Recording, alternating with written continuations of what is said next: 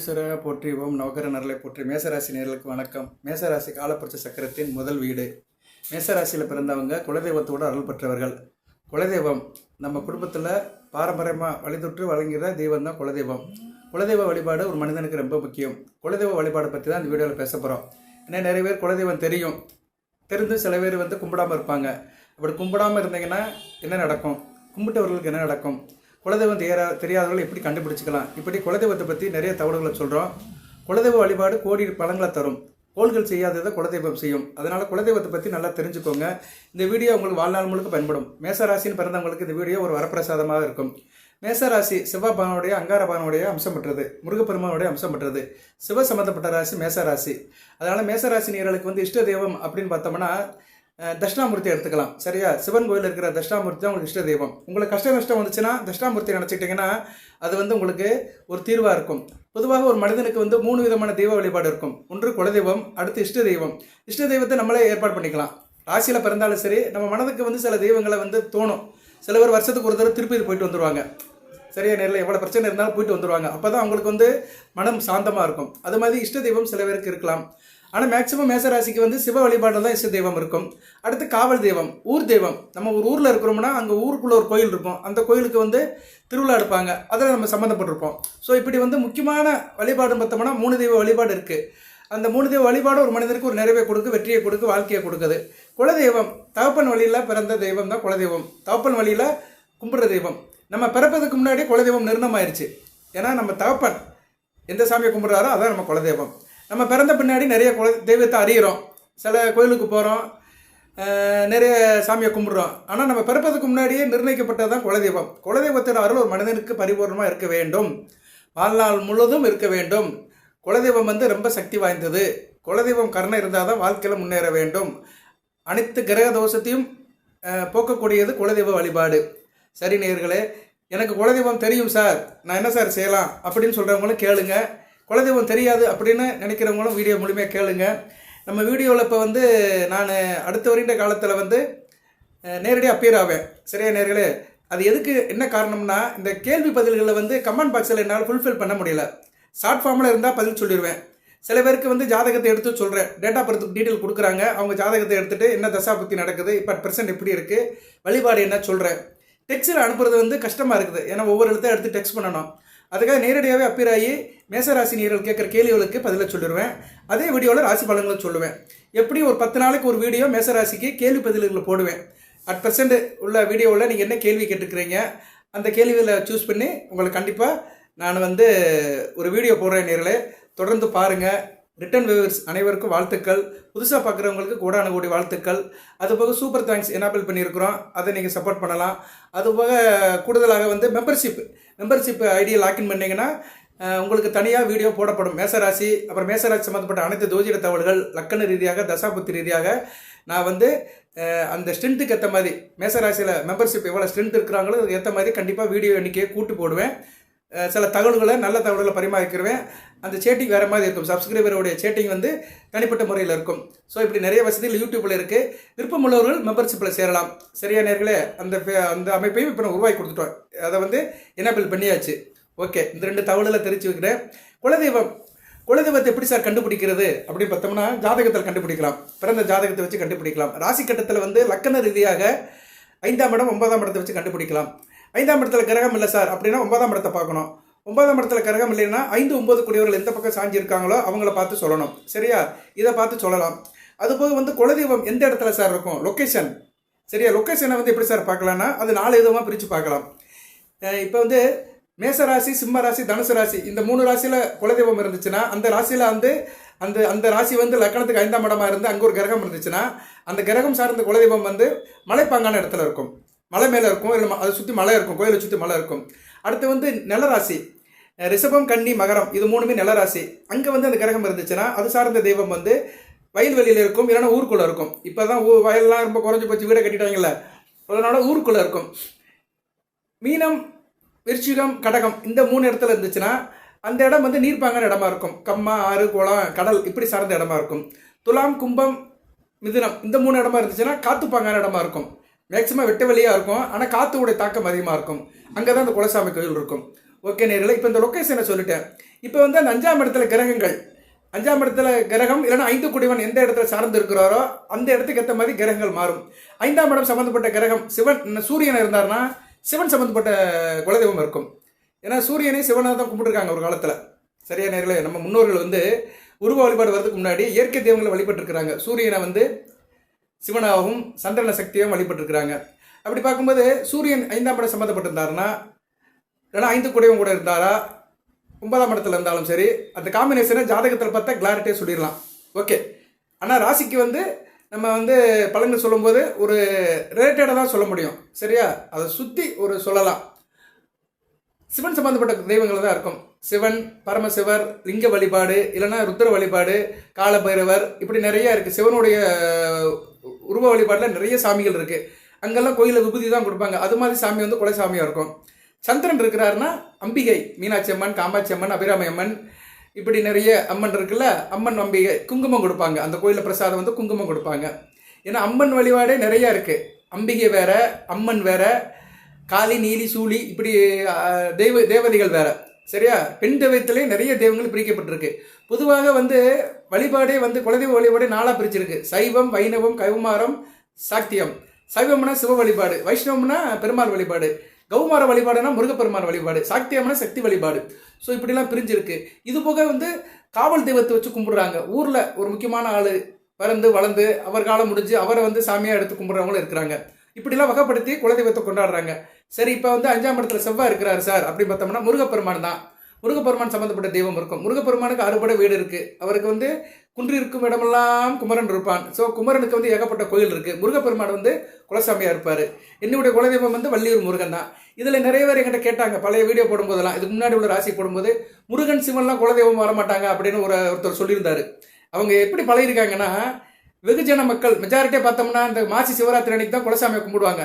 எல்லாமே இந்த எல்லைப்புற சாமியாக கும்பிடுவாங்க. சுடலமாட சாமி, கருப்பசாமி, முனீஸ்வரர், அந்த அம்மன், இந்த அம்மன், உப்படாதி அம்மன், அங்காள பரமேஸ்வரி அம்மன், பொட்டு அம்மன், மதுரை வீரன், இப்படிப்பட்ட சாமிகளை தான் கும்பிடுவாங்க.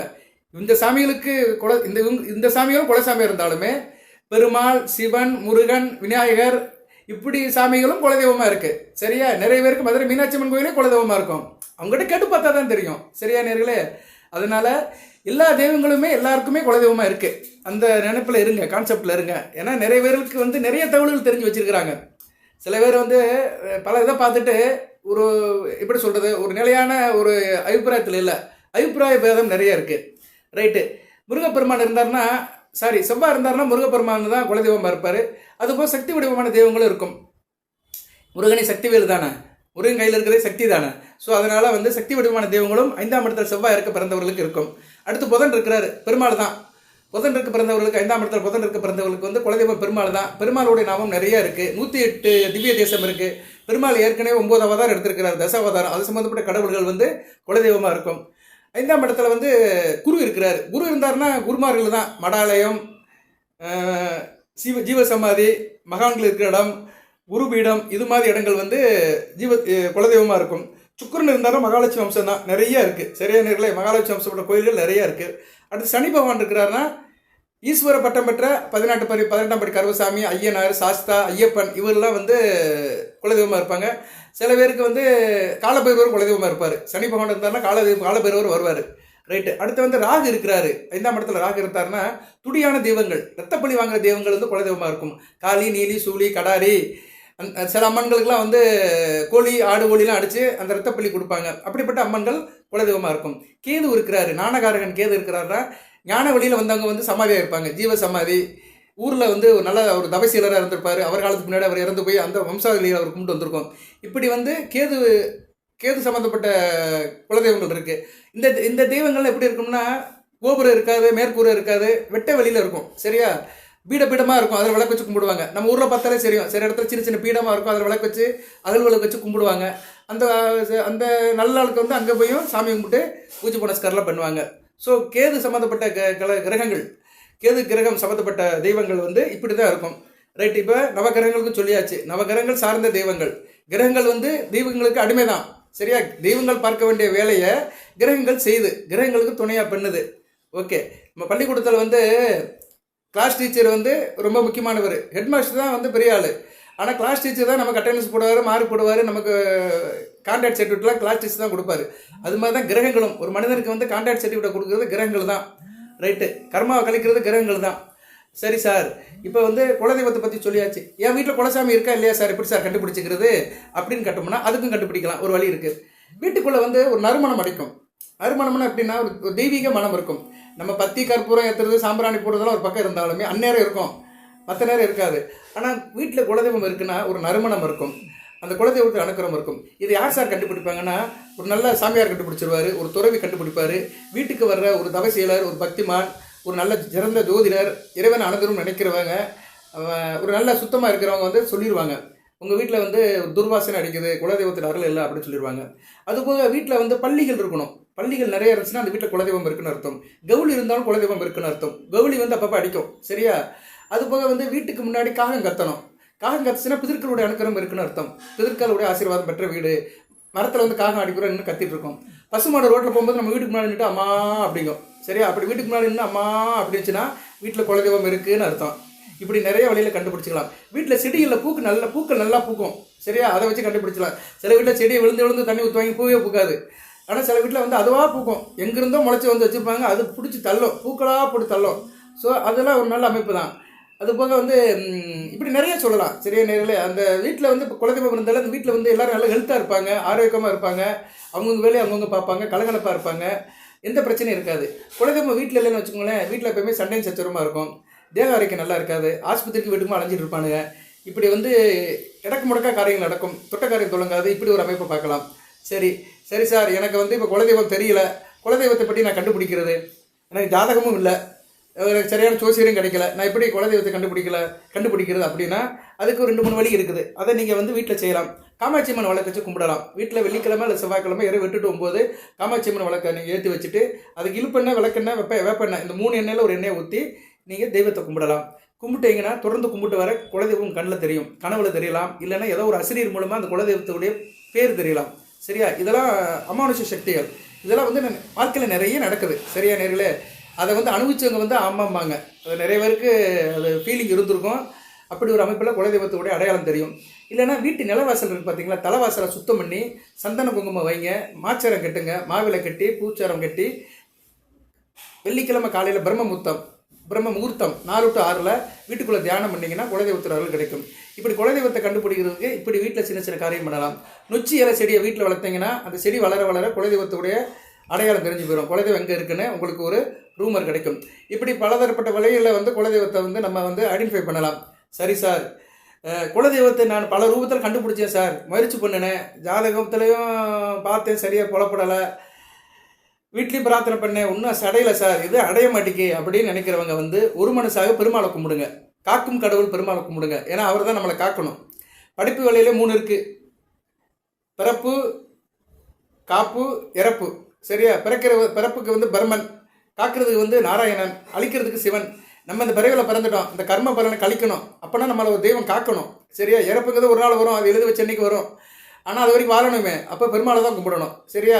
குலதெய்வம் எதுவுமே தெரியாதவங்க ரொம்ப கஷ்டப்பட வேண்டாம், ஒரு மனசாக பெருமாளை கும்பிடுங்க, சரியா? வீட்டில் இருக்க பெருமாளை வீட்டு பக்கத்தில் இருக்க பெருமாளை கும்பிடுங்க, இல்லை வீட்டிலே பெருமாளை கும்பிடுங்க.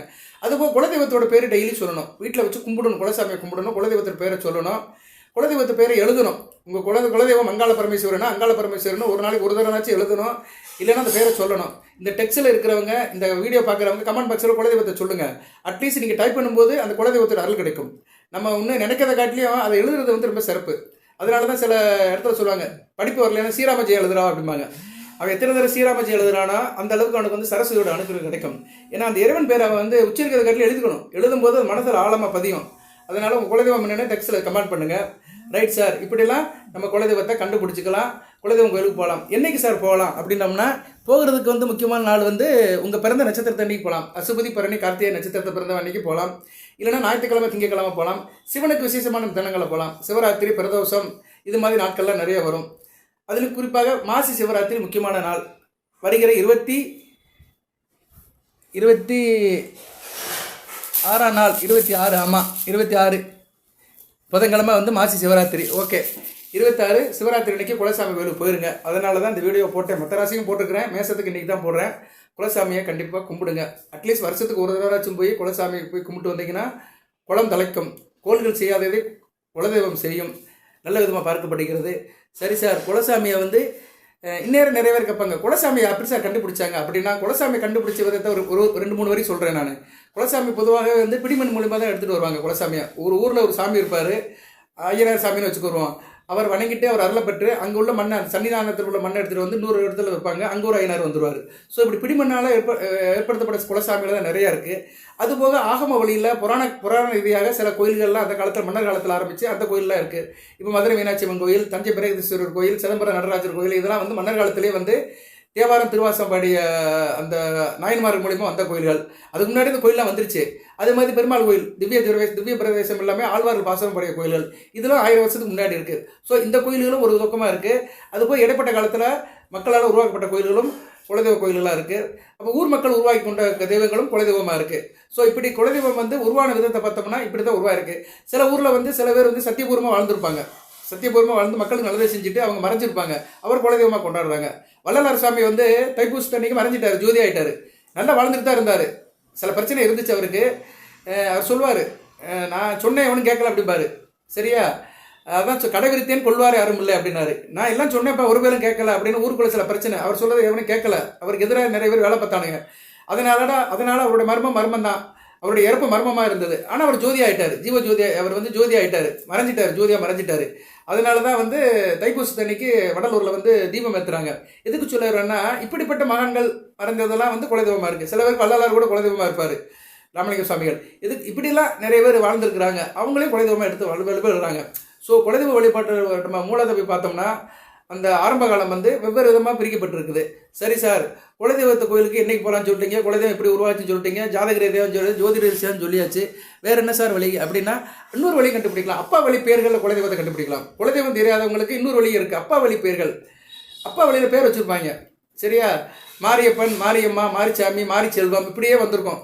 நம்ம தாத்தா பேர் மாரிச்சாமி, பெரியப்பன் பேர் மாரியப்பன், பெரியாத்தா பேர் வந்து மாரியம்மா, இப்படி பேர் மாறி மாறி வந்திருக்கும். அந்த மாரிங்கிற வார்த்தை மாறி மாறி வந்திருக்கும். சந்தன மாறி, முத்து மாறி, இப்படி ஏதோ ஒரு மாறி செல்வி, இப்படியெல்லாம் பேர் வச்சுருப்பாங்க, மாறி மாறி வச்சுருப்பாங்க.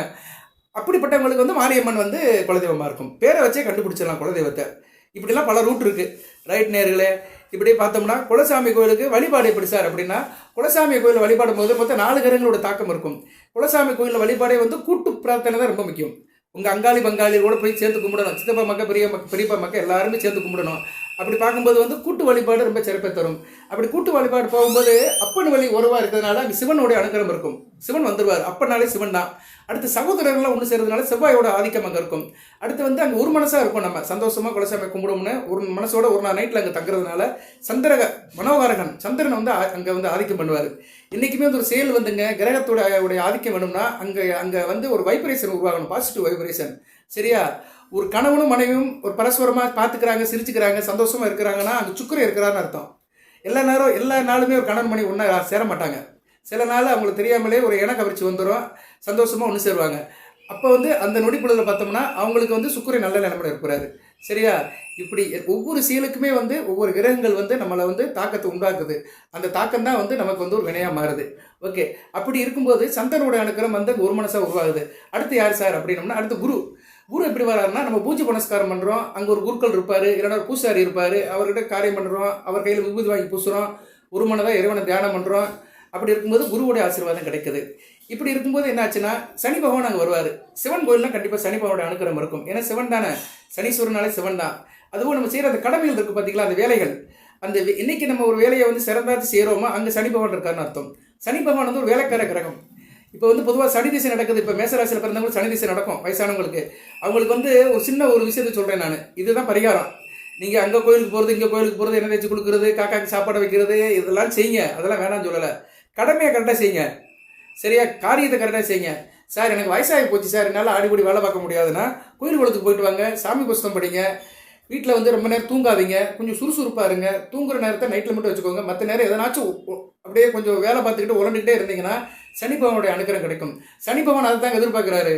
சனி தசை நடக்கிறவங்க, சனி அனுக்கிரம் பெற்றவங்க வந்து சும்மா ஒரு இடத்துல உட்காந்துக்கிட்டே இருக்க மாட்டாங்க, ஏதோ ஒன்று பிடிச்சி வளர்ந்துக்கிட்டே இருப்பாங்க. ஏன்னா ஒரு வேலைக்கார கிரகம். எந்த ஒரு மனிதன் வேலை அதிகமாக பார்க்குறான்னா அவனுக்கு சனி பகவானுடைய தோஷமே இருக்காது. சரியா? நல்லா பாருங்கள். அதிகமாக நல்ல வேலை பார்க்குறவங்க வந்து எதுவுமே கண்டு கவலைப்பட மாட்டான். அவனுக்கு எல்லா நாளும் நல்ல நாள் தான். அவனுக்கு வந்து வேலை கிடைக்கணும், ஆஃபர் கிடைக்கணும், வேலை பார்த்துக்கிட்டே இருக்கணும்.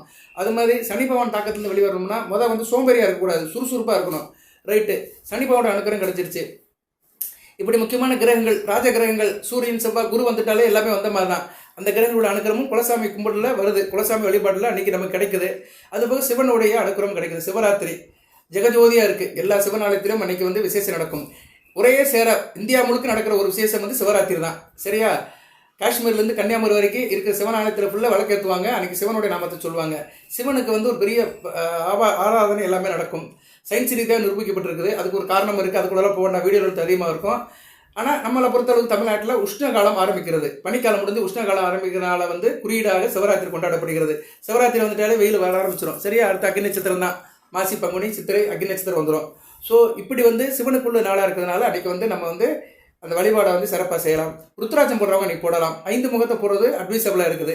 அடுத்து வந்து வேறு என்ன சார் அப்படின்னா, குலசாமிக்கு என்ன சார் படையல் வைக்கலாம், அது ரொம்ப முக்கியம். குலசாமிக்கு வந்து சக்கரை பொங்கல் வைங்க. நீங்கள் என்ன தான் நேர்த்திக்கடன் பண்ணி என்ன தான் செஞ்சாலுமே சக்கரை பொங்கல் ரொம்ப முக்கியம். ஏன்னா சக்கரை பொங்கல் வந்து சூரியனோட அம்சம். சூரியன் தான் பிரபஞ்சத்துக்கு ஒளியை கொடுக்குறவர். சரியா? ஒளி இருந்தால் தான் எதுவுமே சாதிக்க முடியும். அதனால சக்கரை பொங்கல் வந்து கண்டிப்பாக நீங்கள் வந்து குலதெய்வத்துக்கு கொடுங்க. அதனால தான் தை மாதம் வந்து எல்லார் வீட்டும் சக்கரை பொங்கல் வைக்கிறாங்க. எதுக்கு வைக்கிறாங்கன்னா, தை 1ஆம் தேதி சூரியன் வந்து உங்கள் ராசிக்கு கர்மஸ்தானம் மகரத்தில் வந்து உத்தராயணத்தில் அப்பிரசிப்பார். அன்னிலேருந்து உத்தராயணம் வடக்கு பக்கமாக நோக்கி போவார். ஸோ வடக்கு பக்கமாக போகிற சூரியன் வந்து ஆரவண இதில் இருப்பார். சரியா? ஏறுமுகத்தில் இருப்பார். சூரியனோட அருள் பரிபூர்ணமாக அந்த பூமி கிடைக்கும். அதனால தான் அன்றைக்கி தைப்பொங்கல் வச்சு சூரியனை வரவேற்கிறோம். அதே தைப்பொங்கல் அன்றைக்கி சக்கரை பொங்கல் வச்சு சூரியனை வரவேற்கிறோம்.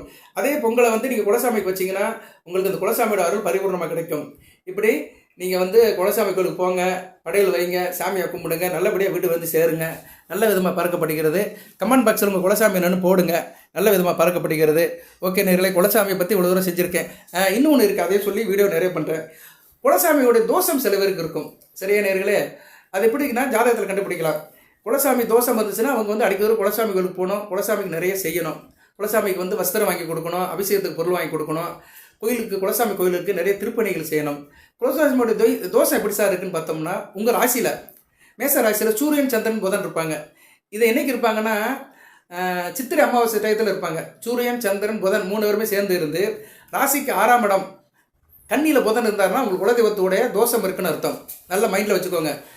மேச ராசி ராசியில் வந்து சூரியன், சந்திரன், புதன், ராசிக்கு 6ஆம் இடம் கண்ணியில் சனி பகவான் இருந்தாருன்னா அவங்களுக்கு குலசாமியோட தோஷம் இருக்குன்னு அர்த்தம். ஆமாம் சார், எனக்கு இந்த அமைப்பு இருக்குது, நான் ரொம்ப கஷ்டப்படுறேன் அப்படின்னு சொல்கிறவங்க கமெண்ட் பாக்ஸில் போடுங்க. ஏன்னா இந்த அமைப்பு இருந்தால் வாழ்க்கையில் கஷ்டப்படுவாங்க. சரியா? அது நல்ல விதமாக பார்க்கப்படாது. அவங்களுக்கு குலசாமியோட தோஷம் இருக்கும். அவங்களாம் நல்லா வழிபாடு பண்ணணும். ஓகே நேயர்களே, வருகிற மாசி சிவராத்திரி அன்னைக்கு குலசாமி கோயிலுக்கு போங்க, குலதெய்வத்தை கும்பிடுங்க, நல்வழிப்படுங்க. நல்ல விதமாக பார்க்கப்படுகிறது. அசுபதி நட்சத்திரம், இந்த ஒரு நிமிஷம், அந்த நட்சத்திரத்துக்கு அதிதேவதைகள் உங்கள் குலசாமி வந்துட்டால் நீங்கள் இன்னும் கூடுதல் சிறப்பாக இருப்பீங்க. அதை சொல்லிவிட்டு இந்த வீடியோவை நிறைவு பண்ணுறேன். சரியா? ஓகே நேயர்களே, கொஞ்சம் பொறுமையாக இருங்க. அசுபதி நட்சத்திரத்துக்கு சரஸ்வதி தேவின்னு சொல்லியிருக்கிறாங்க. நட்சத்திர அதிதேவதை, நட்சத்திர கடவுள். சரஸ்வதி தேவிக்கு வந்து சனி சந்நிதி இருக்காது. சில இடத்துல இருக்கும். மதுரை மீனாட்சி அம்மன் கோயிலில் இருக்கும். பெரிய கோயிலில் வந்து சரஸ்வதி தேவிக்கு வந்து தனி சந்நிதி இருக்கும். ஸோ சரஸ்வதி தேவி வந்து குலதெய்வமாக இருக்கிறவங்களுக்கு அன்றைக்கி ஒரு நல்ல நாளாக இருக்கும், வரப்பிரசாதமாக இருக்கும். சரியா நேயர்களே? சரஸ்வதி தேவி இல்லைன்னா ஐயக்கிரவரை கும்பிடலாம். எல்லாமே கல்விக்கு சம்மந்தப்பட்ட கடவுள் தான். ஸோ சரஸ்வதி தேவி அன்றைக்கி நீங்கள் வழிபாடு பண்ணிங்கன்னா கூடுதல் சிறப்பாக பார்க்கப்படுகிறது. பரணி நட்சத்திரத்துக்கு துர்கா தேவி தான். துர்கா அம்சம் நிறையா இருக்குது. காளினி, இலிசூலி, துர்கா, வனதுர்கா, கனக துர்கா, விஷ்ணு துர்கா, நிறைய துர்கா இருக்குது. ஸோ துர்கா வழிபாடு வந்து பரணி நட்சத்திரத்துக்கு சிறப்பாக பார்க்கப்படுது. கார்த்திகை நட்சத்திரம், கார்த்திகை நட்சத்திரத்துக்கு வந்து முருகப்பெருமான் தான். சரியா? முருகப்பெருமானை கும்பிட்டாலே போதும். சரியா நேரில்? உங்களுக்கு குலசாமி வந்து நான் சொன்ன 3 தெய்வத்தில் வந்துருந்துச்சுன்னா உங்களுக்கு சிறப்பு தான். சரியா நேரில்? அதனால் அந்த தெய்வத்தையும் மனதில் நினச்சிக்கோங்க. வாழ்த்துக்கள். எல்லாம் இறைவன் மேசராசி நேர்களுக்கு சில சௌபாகியத்தையும் சில ஐஸ்வர்யத்தையும் சில நன்மையில கொடுப்பார். அனைத்து வளங்கள் நலங்களை பற்றி தேக ஆரோக்கியத்துடன் தீர்க்காலுடன் நீடோடி வாழ்க, நிறைந்த வளம் பெறுக. குலசாமி கோயிலுக்கு பார்த்து போயிட்டு வாங்க. வண்டி கிண்டி ஏற்பாடு பண்ணுறதெல்லாம் பண்ணுங்க. 2 நாள் தான் இருக்குது. நல்லபடியாக போய்ட்டு நல்லபடியாக வாங்க. அடுத்தடுத்து வீடியோ போடுறேன். நேரில் அப்பேர் ஆகி உங்கள் கேள்விகளுக்கெல்லாம் பதில் சொல்கிறேன். கமெண்ட் பாக்ஸில் உள்ள கேள்விகளுக்கெல்லாம் பதில் சொல்கிறேன். கமெண்ட் பாக்ஸில் கேள்வி கேளுங்க. கண்டிப்பாக மேசராசிக்குன்னு ஒரு நாள் ஒதுக்கி அந்த கேள்வியெல்லாம் கன்சாலிடேட் பண்ணி ஓம் விக்னேஸ்வர போற்றி, ஓம் நவகர நரலை போற்றி. மேசராசி நேர்களுக்கு வணக்கம். மேசராசி காலப்புரட்சி சக்கரத்தின் முதல் வீடு. மேசராசியில் பிறந்தவங்க குலதெய்வத்தோடு அருள் பெற்றவர்கள். குலதெய்வம் நம்ம குடும்பத்தில் பாரம்பரியமாக வழிதொற்று வழங்குகிற தெய்வம் தான் குலதெய்வம். குலதெய்வ வழிபாடு ஒரு மனிதனுக்கு ரொம்ப முக்கியம். குலதெய்வ வழிபாடை பற்றி தான் இந்த வீடியோவில் பேச போகிறோம். ஏன்னா நிறைய பேர் குலதெய்வம் தெரிந்து சில பேர் கும்பிடாமல் இருப்பாங்க. அப்படி கும்பிடாமல் இருந்தீங்கன்னா என்ன நடக்கும், கும்பிட்டவர்களுக்கு என்ன நடக்கும், குலதெய்வம் தெரியாதவர்கள் எப்படி கண்டுபிடிச்சிக்கலாம், இப்படி குலதெய்வத்தை பற்றி நிறைய தகவல்களை சொல்கிறோம். குலதெய்வ வழிபாடு கோடி பலன்களை தரும். கோள்கள் செய்யாததை குலதெய்வம் செய்யும். அதனால் குலதெய்வத்தை பற்றி நல்லா தெரிஞ்சுக்கோங்க. இந்த வீடியோ உங்களுக்கு வாழ்நாள் முழுக்க பயன்படும். மேசராசின்னு பிறந்தவங்களுக்கு இந்த வீடியோ ஒரு வரப்பிரசாதமாக இருக்கும். மேசராசி சிவபகவானுடைய அங்காரபகவானுடைய அம்சம் பெற்றது, முருகப்பெருமானுடைய அம்சம் பெற்றது. சிவ சம்பந்தப்பட்ட ராசி மேசராசி. அதனால் மேசராசி நேயர்களுக்கு இஷ்ட தெய்வம் அப்படின்னு பார்த்தோம்னா தட்சிணாமூர்த்தி எடுத்துக்கலாம். சரியா? சிவன் கோயில் இருக்கிற தட்சிணாமூர்த்தி தான் உங்களுக்கு இஷ்ட தெய்வம். உங்களுக்கு கஷ்ட நஷ்டம் வந்துச்சுன்னா தட்சிணாமூர்த்தி நினச்சிக்கிட்டிங்கன்னா அது உங்களுக்கு ஒரு தீர்வாக இருக்கும். பொதுவாக ஒரு மனிதனுக்கு 3 விதமான தெய்வ வழிபாடு இருக்கும். ஒன்று குலதெய்வம், அடுத்து இஷ்ட தெய்வம். இஷ்ட தெய்வத்தை நம்மளே ஏற்பாடு பண்ணிக்கலாம். ராசியில் பிறந்தாலும் சரி, நம்ம மனதுக்கு சில தெய்வங்களை தோணும். சில பேர் வருஷத்துக்கு ஒரு தடவை திருப்பதி போயிட்டு வந்துடுவாங்க. சரியா? நேரில் எவ்வளோ பிரச்சனை இருந்தாலும் போயிட்டு வந்துடுவாங்க. அப்போ தான் அவங்களுக்கு மனம் சாந்தமாக இருக்கும். அது மாதிரி இஷ்ட தெய்வம் சில பேருக்கு இருக்கலாம். ஆனால் மேக்சிமம் மேசராசிக்கு சிவ வழிபாட்டில் தான் இஷ்ட தெய்வம் இருக்கும்.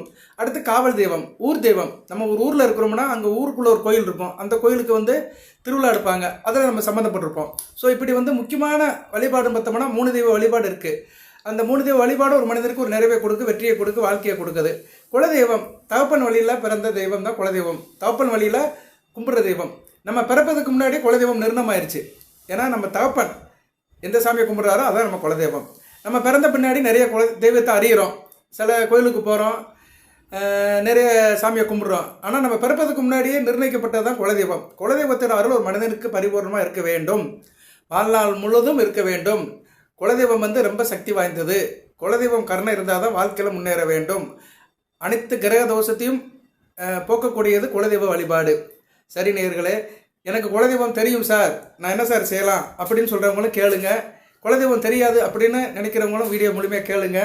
நம்ம வீடியோவில் இப்போ நான் அடுத்த வருகின்ற காலத்தில் நேரடியாக அப்பியர் ஆவேன். சரியா நேயர்களே? அது எதுக்கு, என்ன காரணம்னா, இந்த கேள்வி பதில்களில் கமெண்ட் பாக்ஸில் என்னால் ஃபுல்ஃபில் பண்ண முடியல. ஷார்ட் ஃபார்மில் இருந்தால் பதில் சொல்லிடுவேன். சில பேருக்கு ஜாதகத்தை எடுத்து சொல்கிறேன், டேட்டா பர்த்துக்கு டீட்டெயில் கொடுக்குறாங்க. அவங்க ஜாதகத்தை எடுத்துகிட்டு என்ன தசா புத்தி நடக்குது, இப்போ ப்ரெசென்ட் எப்படி இருக்குது, வழிபாடு என்ன சொல்கிறேன். டெக்ஸ்ட்டில் அனுப்புறது கஷ்டமாக இருக்குது. ஏன்னா ஒவ்வொரு எழுத்தை எடுத்து டெக்ஸ்ட் பண்ணணும். அதுக்காக நேரடியாகவே அப்பியர் ஆகி மேசராசி நேயர்கள் கேட்குற கேள்விகளுக்கு பதிலை சொல்லிடுவேன். அதே வீடியோவில் ராசி பலன்களை சொல்லுவேன். எப்படி ஒரு 10 நாளைக்கு ஒரு வீடியோ மேசராசிக்கு கேள்வி பதில்களை போடுவேன். அட் ப்ரெசென்ட் உள்ள வீடியோவில் நீங்கள் என்ன கேள்வி கேட்டுக்கிறீங்க அந்த கேள்விகளை சூஸ் பண்ணி உங்களுக்கு கண்டிப்பாக நான் ஒரு வீடியோ போடுறேன். நேரில் தொடர்ந்து பாருங்கள். ரிட்டன் வியூவர்ஸ் அனைவருக்கும் வாழ்த்துக்கள். புதுசாக பார்க்குறவங்களுக்கு கோடான கோடி வாழ்த்துக்கள். அதுபோக சூப்பர் தேங்க்ஸ் எனாபிள் பண்ணியிருக்கிறோம், அதை நீங்கள் சப்போர்ட் பண்ணலாம். அதுபோக கூடுதலாக மெம்பர்ஷிப் ஐடியை லாக்இன் பண்ணிங்கன்னா உங்களுக்கு தனியாக வீடியோ போடப்படும். மேசராசி, அப்புறம் மேசராசி சம்மந்தப்பட்ட அனைத்து ஜோதிட தகவல்கள், லக்கண ரீதியாக, தசாபுத்தி ரீதியாக நான் அந்த ஸ்ட்ரென்த்துக்கு ஏற்ற மாதிரி மேசராசியில் மெம்பர்ஷிப் எவ்வளோ ஸ்ட்ரென்த் இருக்கிறாங்களோ அதுக்கு ஏற்ற மாதிரி கண்டிப்பாக வீடியோ எண்ணிக்கையை கூட்டு போடுவேன். சில தகவல்களை, நல்ல தகவல்களை பரிமாறிக்கிடுவேன். அந்த சேட்டிங் வேறு மாதிரி இருக்கும். சப்ஸ்கிரைபருடைய சேட்டிங் தனிப்பட்ட முறையில் இருக்கும். ஸோ இப்படி நிறைய வசதிகள் யூடியூப்பில் இருக்குது. விருப்பமுள்ளவர்கள் மெம்பர்ஷிப்பில் சேரலாம். சரியா நேர்களே? அந்த அமைப்பையும் இப்போ நான் உருவாக்கி கொடுத்துட்டோம். அதை எனேபிள் பண்ணியாச்சு. ஓகே, இந்த 2 தகவல்களை தெரிஞ்சு வைக்கிறேன்.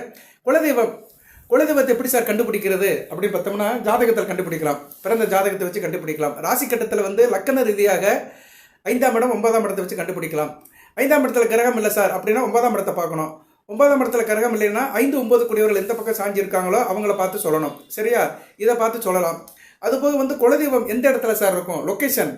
சரியா? லொக்கேஷனை எப்படி சார் பார்க்கலான்னா அது 4 விதமாக பிரித்து பார்க்கலாம். இப்போ மேசராசி, சிம்ம ராசி, தனுசு ராசி, இந்த 3 ராசியில் குலதெய்வம் இருந்துச்சுன்னா அந்த ராசியில் அந்த ராசி லக்கணத்துக்கு 5ஆம் இடமா இருந்து அங்கே ஒரு கிரகம் இருந்துச்சுன்னா அந்த கிரகம் சார்ந்த குலதெய்வம் மலைப்பாங்கான இடத்துல இருக்கும், மலை மேலே இருக்கும், இல்லை அதை சுற்றி மலை இருக்கும், கோயிலை சுற்றி மலை இருக்கும். அடுத்து நிலராசி, ரிஷபம், கன்னி, மகரம், இது 3மே நிலராசி. அங்கே அந்த கிரகம் இருந்துச்சுன்னா அது சார்ந்த தெய்வம் வயல்வெளியில் இருக்கும், இல்லைன்னா ஊருக்குள்ளே இருக்கும். இப்போ தான் வயல்லாம் ரொம்ப குறைஞ்சி போச்சு, வீடை கட்டிட்டாங்கல்ல, அதனால ஊருக்குள்ளே இருக்கும். மீனம், விருச்சிகம், கடகம், இந்த 3 இடத்துல இருந்துச்சுன்னா அந்த இடம் நீர்ப்பாங்கான இடமா இருக்கும். கம்மா, ஆறு, குளம், கடல் இப்படி சார்ந்த இடமா இருக்கும். துலாம், கும்பம், மிதுனம், இந்த 3 இடமா இருந்துச்சுன்னா காத்துப்பாங்கான இடமா இருக்கும். மேக்சிமம் வெட்ட வெளியாக இருக்கும், ஆனால் காற்றுடைய தாக்கம் அதிகமாக இருக்கும். அங்கே தான் அந்த குலசாமி கோயில் இருக்கும். ஓகே நேரில், இப்போ இந்த லொக்கேஷனை சொல்லிட்டேன். இப்போ அந்த 5ஆம் இடத்துல கிரகங்கள், 5ஆம் இடத்துல கிரகம் இல்லைன்னா 5 குடிவன் எந்த இடத்துல சார்ந்து இருக்கிறாரோ அந்த இடத்துக்கு ஏற்ற மாதிரி கிரகங்கள் மாறும். 5ஆம் இடம் சம்மந்தப்பட்ட கிரகம் சிவன், சூரியன் இருந்தார்னா சிவன் சம்மந்தப்பட்ட குலதெய்வம் இருக்கும். ஏன்னா சூரியனை சிவனாக தான் கும்பிட்டுருக்காங்க ஒரு காலத்தில். சரியா நேர்களே, நம்ம முன்னோர்கள் வந்து உருவ வழிபாடு வரதுக்கு முன்னாடி இயற்கை தெய்வங்களை வழிபட்டுருக்கிறாங்க. சூரியனை வந்து சிவனாகவும் சந்திரன சக்தியாகவும் வழிபட்டுருக்கிறாங்க. அப்படி பார்க்கும்போது சூரியன் 5ஆம் இடம் சம்மந்தப்பட்டிருந்தாருன்னா, இல்லைனா 5 கூடவும் கூட இருந்தாரா, 9ஆம் இடத்துல இருந்தாலும் சரி, அந்த காம்பினேஷனை ஜாதகத்தில் பார்த்தா கிளாரிட்டியாக சொல்லிடலாம். ஓகே.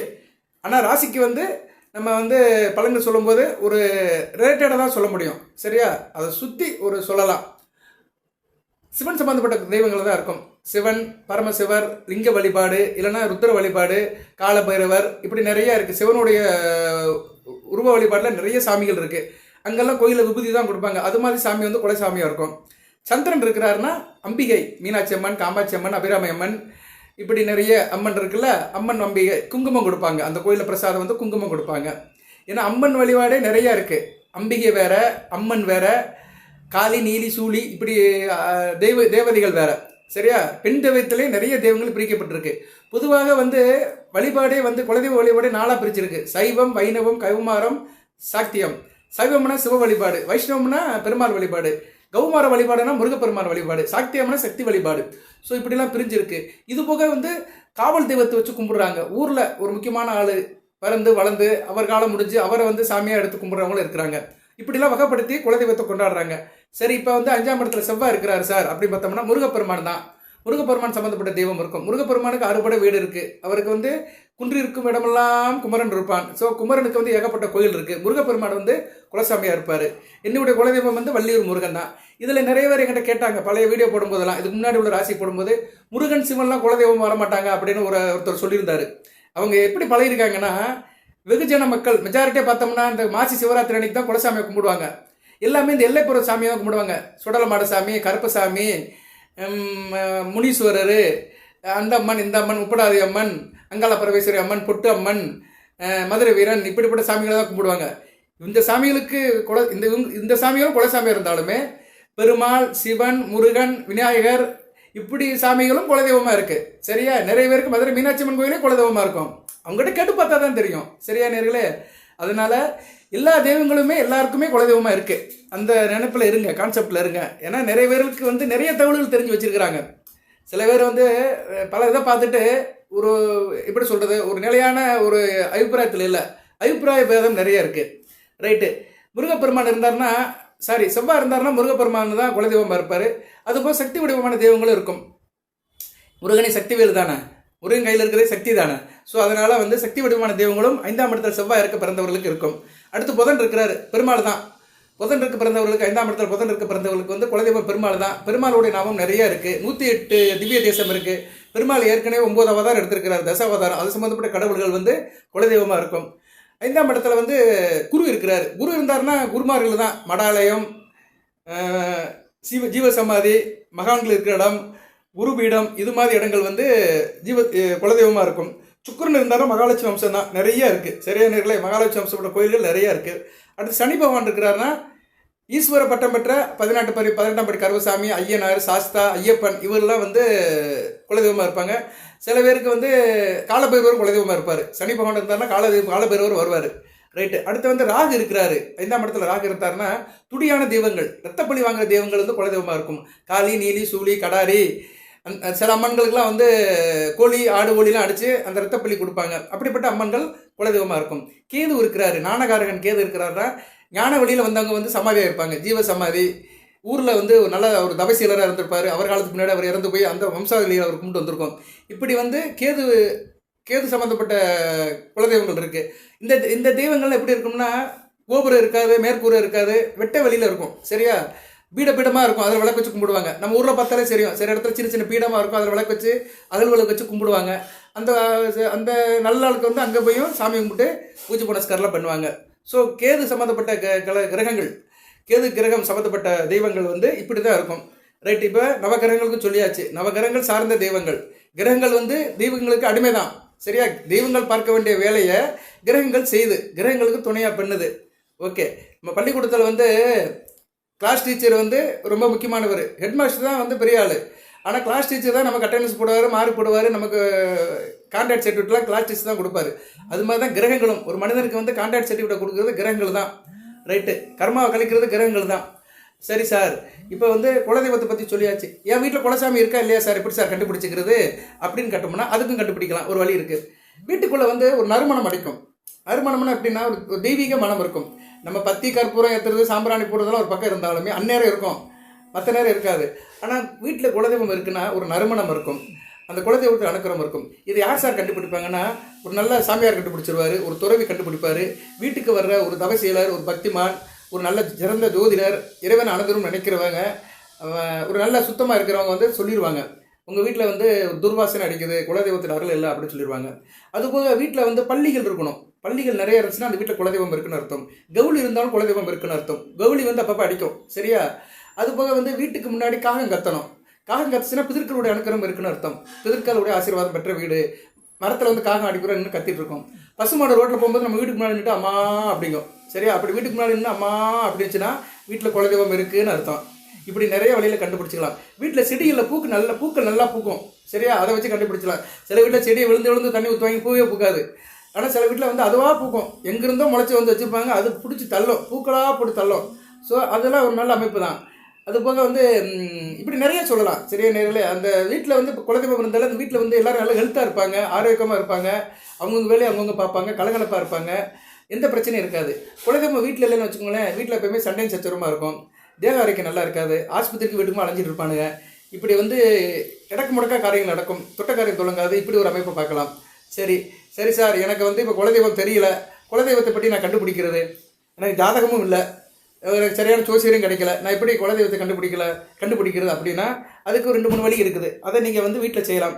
காமாட்சி அம்மன் விளக்கு வச்சு கும்பிடலாம். வீட்டில் வெள்ளிக்கிழமை இல்லை செவ்வாய்க்கிழமை இரவு 8 to 9 காமாட்சி அம்மன் விளக்கை நீங்கள் ஏற்றி வச்சுட்டு அதுக்கு இழுப்பெண்ணெய், விளக்கெண்ணெய், வேப்பெண்ணெய், இந்த 3 எண்ணெயில் ஒரு எண்ணெயை ஊற்றி நீங்கள் தெய்வத்தை கும்பிடலாம். கும்பிட்டீங்கன்னா தொடர்ந்து கும்பிட்டு வர குலதெய்வம் கண்ணில் தெரியும், கனவுல தெரியலாம், இல்லைன்னா ஏதோ ஒரு அசிரியர் மூலமாக அந்த குலதெய்வத்துடைய பேர் தெரியலாம், சரியா? இதெல்லாம் அமானுஷ சக்திகள். இதெல்லாம் வந்து வாழ்க்கையில் நிறைய நடக்குது, சரியா நேரில். அதை வந்து அனுபவிச்சவங்க வந்து ஆமாம்பாங்க, அது நிறைய பேருக்கு அது ஃபீலிங் இருந்திருக்கும். அப்படி ஒரு அமைப்பில் குலதெய்வத்துடைய அடையாளம் தெரியும். இல்லைன்னா வீட்டு நிலவாசல் இருக்குது பார்த்தீங்களா, தலைவாசலை சுத்தம் பண்ணி சந்தன குங்குமம் வைங்க, மாச்சரம் கட்டுங்க, மாவிலை கட்டி பூச்சாரம் கட்டி வெள்ளிக்கிழமை காலையில் பிரம்ம முகூர்த்தம் 4 to 6 வீட்டுக்குள்ளே தியானம் பண்ணிங்கன்னா குலதெய்வத்தின் அருள் கிடைக்கும். இப்படி குலதெய்வத்தை கண்டுபிடிக்கிறதுக்கு இப்படி வீட்டில் சின்ன சின்ன காரியம் பண்ணலாம். நொச்சி இலை செடியை வீட்டில் வளர்த்தீங்கன்னா அந்த செடி வளர வளர குலதெய்வத்துடைய அடையாளம் தெரிஞ்சு போயிடும், குலதெய்வம் எங்கே இருக்குன்னு உங்களுக்கு ஒரு ரூமர் கிடைக்கும். இப்படி பலதரப்பட்ட வழிகளில் வந்து குலதெய்வத்தை வந்து நம்ம வந்து ஐடென்டிஃபை பண்ணலாம். சரி சார், குலதெய்வத்தை நான் பல ரூபத்தில் கண்டுபிடிச்சேன் சார், முயற்சி பண்ணினேன், ஜாதகத்துலேயும் பார்த்தேன், சரியாக புலப்படலை, வீட்லேயும் பிரார்த்தனை பண்ணேன், இன்னும் சடையில சார், இது அடைய மாட்டேங்கி அப்படின்னு நினைக்கிறவங்க வந்து ஒரு மனசாக பெருமாளை கும்பிடுங்க. காக்கும் கடவுள் பெருமாளை கும்பிடுங்க, ஏன்னா அவர் தான் நம்மளை காக்கணும். படிப்பு வேலையிலே 3 இருக்குது, பிறப்பு, காப்பு, இறப்பு, சரியா? பிறப்புக்கு வந்து பர்மன், காக்கிறதுக்கு வந்து நாராயணன், அழிக்கிறதுக்கு சிவன். நம்ம இந்த பிறவியில் பிறந்துட்டோம், இந்த கர்ம பலனை கழிக்கணும், அப்போனா நம்மளை ஒரு தெய்வம் காக்கணும், சரியா? இறப்புங்கிறது ஒரு நாள் வரும், அது எழுதி வச்ச அன்னைக்கு வரும், ஆனால் அது வரைக்கும் வாழணுமே, அப்போ பெருமாளை தான் கும்பிடணும், சரியா? குலதெய்வம் எதுவுமே தெரியாதவங்க ரொம்ப கஷ்டப்பட வேண்டாம், ஒரு மனசாக பெருமாளை கும்பிடுங்க, சரியா? வீட்டில் இருக்க பெருமாளை வீட்டு பக்கத்தில் இருக்க பெருமாளை கும்பிடுங்க, இல்லை வீட்டிலே பெருமாளை கும்பிடுங்க. அதுபோல் குலதெய்வத்தோட பேர் டெய்லி சொல்லணும், வீட்டில் வச்சு கும்பிடணும், குலசாமியை கும்பிடணும், குலதெய்வத்தோட பேரை சொல்லணும், குலதெய்வத்து பேரை எழுதணும். உங்கள் குலதெய்வம் அங்காள பரமேஸ்வரன் ஒரு நாளைக்கு ஒரு தடவைனாச்சும் எழுதணும், இல்லைன்னா அந்த பேரை சொல்லணும். இந்த டெக்ஸ்டில் இருக்கிறவங்க, இந்த வீடியோ பார்க்குறவங்க கமெண்ட் பாக்ஸில் குலதெய்வத்தை சொல்லுங்கள். அட்லீஸ்ட் நீங்கள் டைப் பண்ணும்போது அந்த குலதெய்வத்தோட அருள் கிடைக்கும். நம்ம இன்னும் நினைக்கிறத காட்டிலையும் அதை எழுதுறது வந்து ரொம்ப சிறப்பு. அதனால தான் சில இடத்துல சொல்லுவாங்க, படிப்பு வரலைன்னா ஸ்ரீராமஜெயம் எழுதுறா அப்படிம்பாங்க. அவன் எத்தனை தடவை ஸ்ரீராமஜெயம் எழுதுறானா அந்த அளவுக்கு அவனுக்கு வந்து சரஸ்வதியோட அனுகிரகம் கிடைக்கும். ஏன்னா அந்த இறைவன் பேர் அவன் வந்து உச்சரிக்கிறத காட்டிலும் எழுதிக்கணும், எழுதும்போது அது மனசில் ஆழமாக பதியும். அதனால் உங்கள் குலதெய்வம் என்னென்ன டெக்ஸ்ட்டில் கமெண்ட் பண்ணுங்கள். ரைட் சார், இப்படிலாம் நம்ம குலதெய்வத்தை கண்டுபிடிச்சிக்கலாம், குலதெய்வம் கோயிலுக்கு போகலாம். என்றைக்கு சார் போகலாம் அப்படின்னோம்னா, போகிறதுக்கு வந்து முக்கியமான நாள் வந்து உங்கள் பிறந்த நட்சத்திரத்தை அன்றைக்கி போகலாம். அசுபதி, பரணி, கார்த்திகை நட்சத்திரத்தை பிறந்த அன்றைக்கி போகலாம், இல்லைனா ஞாயிற்றுக்கிழமை, திங்கக்கிழமை போகலாம். சிவனுக்கு விசேஷமான தினங்களை போகலாம், சிவராத்திரி, பிரதோஷம், இது மாதிரி நாட்கள்லாம் நிறைய வரும். அதில் குறிப்பாக மாசி சிவராத்திரி முக்கியமான நாள், வருகிற 26ஆம் நாள், 26, ஆமாம் 26 புதன்கிழமை வந்து மாசி சிவராத்திரி. ஓகே, 26 சிவராத்திரி அன்றைக்கி குலசாமி கோயிலுக்கு போயிருங்க. அதனால தான் இந்த வீடியோ போட்டேன். மற்ற ராசியும் போட்டுருக்கிறேன், மேசத்துக்கு இன்றைக்கி தான் போடுறேன். குலசாமியை கண்டிப்பாக கும்பிடுங்க. அட்லீஸ்ட் வருஷத்துக்கு ஒரு தடவைச்சும் போய் குலசாமியை போய் கும்பிட்டு வந்தீங்கன்னா குளம் தலைக்கும். கோள்கள் செய்யாததை குலதெய்வம் செய்யும், நல்ல விதமாக பார்க்கப்படுகிறது. சரி சார், குலசாமியை வந்து இந்நேரம் நிறைய பேர் கேட்பாங்க, குலசாமி அப்படி சார் கண்டுபிடிச்சாங்க அப்படின்னா, குலசாமி கண்டுபிடிச்ச விதத்தை ஒரு ஒரு 2-3 வரி சொல்கிறேன் நான். குலசாமி பொதுவாகவே வந்து பிடிமண் மூலியமாக தான் எடுத்துகிட்டு வருவாங்க குலசாமியை. ஒரு ஊரில் ஒரு சாமி இருப்பார், ஐயனார் சாமின்னு வச்சுக்குருவோம். அவர் வணங்கிட்டு அவர் அருளை பெற்று அங்கே உள்ள மண்ணை, சன்னிதானத்தில் உள்ள மண்ணை எடுத்துகிட்டு வந்து இன்னொரு இடத்துல வைப்பாங்க, அங்கே ஒரு ஐயனார் வந்துடுவார். ஸோ இப்படி பிடிமண்ணால் ஏற்படுத்தப்பட்ட குலசாமிகள் தான் நிறையா இருக்குது. அதுபோக ஆகம வழியில் புராண ரீதியாக சில கோயில்கள்லாம் அந்த காலத்தில் மன்னர் காலத்தில் ஆரம்பித்து அந்த கோயிலெலாம் இருக்குது. இப்போ மதுரை மீனாட்சி அம்மன் கோயில், தஞ்சை பிரகதீஸ்வரர் கோயில், சிதம்பரம் நடராஜர் கோயில், இதெல்லாம் வந்து மன்னர் காலத்திலே வந்து தேவாரம் திருவாசம் பாடிய அந்த நாயன்மார்கள் மூலியமாக வந்த கோயில்கள். அதுக்கு முன்னாடி இந்த கோயிலெலாம் வந்துருச்சு. அதே மாதிரி பெருமாள் கோயில், திவ்ய பிரதேசம் எல்லாமே ஆழ்வார்கள் பாசனம் பாடிய கோயில்கள். இதெல்லாம் 1000 வருஷத்துக்கு முன்னாடி இருக்குது. ஸோ இந்த கோயில்களும் ஒரு துக்கமாக இருக்குது. அதுபோல் இடைப்பட்ட காலத்தில் மக்களால் உருவாக்கப்பட்ட கோயில்களும் குலதெய்வ கோயில்களாக இருக்குது. அப்போ ஊர் மக்கள் உருவாக்கி கொண்ட தெய்வங்களும் குலதெய்வமாக இருக்குது. ஸோ இப்படி குலதெய்வம் வந்து உருவான விதத்தை பார்த்தோம்னா இப்படி தான் உருவாயிருக்கு. சில ஊரில் வந்து சில பேர் வந்து சத்தியபூர்வமாக வாழ்ந்துருப்பாங்க. சத்தியபூர்வமாக வாழ்ந்து மக்களுக்கு நல்லதை செஞ்சுட்டு அவங்க மறைஞ்சிருப்பாங்க. அவர் குலதெய்வமாக கொண்டாடுறாங்க. வள்ளலார் சாமி வந்து தைப்பூசத்தன்னைக்கு மறைஞ்சிட்டார், ஜோதி ஆகிட்டார். நல்லா வாழ்ந்துட்டு தான் இருந்தார். சில பிரச்சனை இருந்துச்சு அவருக்கு. அவர் சொல்லுவார், நான் சொன்னேன் எவனும் கேட்கல அப்படிம்பாரு. சரியா, அதான் கடைவிரித்தேன் கொள்வார் யாரும் இல்லை அப்படின்னாரு. நான் எல்லாம் சொன்னேன்ப்பா ஒரு பேரும் கேட்கல அப்படின்னு ஊருக்குள்ள சில பிரச்சனை. அவர் சொல்றது எவனும் கேட்கல. அவருக்கு எதிராக நிறைய பேர் வேலை பார்த்தானுங்க. அதனால அவருடைய மர்மம் தான், அவருடைய இறப்பு மர்மமாக இருந்தது. ஆனால் அவர் ஜோதி ஆகிட்டார், ஜீவ ஜோதி. அவர் வந்து ஜோதி ஆகிட்டார், மறைஞ்சிட்டார், ஜோதியாக மறைஞ்சிட்டார். அதனால தான் வந்து தைப்பூசத்தன்னைக்கு வடலூரில் வந்து தீபம் ஏற்றுறாங்க. எதுக்கு சொல்லுறேன்னா, இப்படிப்பட்ட மகான்கள் மறைஞ்சதெல்லாம் வந்து குலதெய்வமாக இருக்குது. சில பேருக்கு வள்ளலார் கூட குலதெய்வமாக இருப்பார், ராமலிங்க சுவாமிகள். இப்படிலாம் நிறைய பேர் வாழ்ந்துருக்குறாங்க. அவங்களே குலதெய்வமாக எடுத்து வழிபடுறாங்க. ஸோ குலதெய்வ வழிபாட்டு நம்ம மூலத்தை போய் பார்த்தோம்னா அந்த ஆரம்ப காலம் வந்து வெவ்வேறு விதமாக பிரிக்கப்பட்டிருக்குது. சரி சார், குலதெய்வத்தை கோயிலுக்கு என்றைக்கு போகலான்னு சொல்லிட்டீங்க, குலதெய்வம் எப்படி உருவாச்சுன்னு சொல்லிட்டீங்க, ஜாதக ரீதியாக சொல்லி ஜோதிட ரீதியான்னு சொல்லியாச்சு. வேறு என்ன சார் வழி அப்படின்னா, இன்னொரு வழி கண்டுபிடிக்கலாம். அப்பா வழி பேர்களில் குலதெய்வத்தை கண்டுபிடிக்கலாம். குலதெய்வம் தெரியாதவங்களுக்கு இன்னொரு வழி இருக்குது, அப்பா வழி பேர்கள். அப்பா வழியில் பேர் வச்சுருப்பாங்க. சரியா, மாரியப்பன், மாரியம்மா, மாரிச்சாமி, மாரிச்செல்வம், இப்படியே வந்திருக்கோம். நம்ம தாத்தா பேர் மாரிச்சாமி, பெரியப்பன் பேர் மாரியப்பன், பெரியாத்தா பேர் வந்து மாரியம்மா, இப்படி பேர் மாறி மாறி வந்திருக்கோம். அந்த மாரிங்கிற வார்த்தை மாறி மாறி வந்திருக்கோம். சந்தன மாறி, முத்து மாறி, இப்படி ஏதோ ஒரு மாறி செல்வி, இப்படியெல்லாம் பேர் வச்சுருப்பாங்க, மாறி மாறி வச்சுருப்பாங்க. அப்படிப்பட்டவங்களுக்கு வந்து மாரியம்மன் வந்து குலதெய்வமாக இருக்கும். பேரை வச்சே கண்டுபிடிச்சிடலாம் குலதெய்வத்தை. இப்படிலாம் பல ரூட் இருக்குது. ரைட் நேர்களே, இப்படி பார்த்தோம்னா குலசாமி கோயிலுக்கு வழிபாடு எப்படி சார் அப்படின்னா, குலசாமி கோயில் வழிபாடும் போது மொத்தம் 4 கிரகங்களோட தாக்கம் இருக்கும். குலசாமி கோயிலில் வழிபாடே வந்து கூட்டு பிரார்த்தனை தான் ரொம்ப முக்கியம். உங்கள் அங்காளி பங்காளி கூட போய் சேர்ந்து கும்பிடணும். சித்தப்பா மக்கள், பெரியப்பா மக்கள் எல்லாருமே சேர்ந்து கும்பிடணும். அப்படி பார்க்கும்போது வந்து கூட்டு வழிபாடு ரொம்ப சிறப்பை தரும்.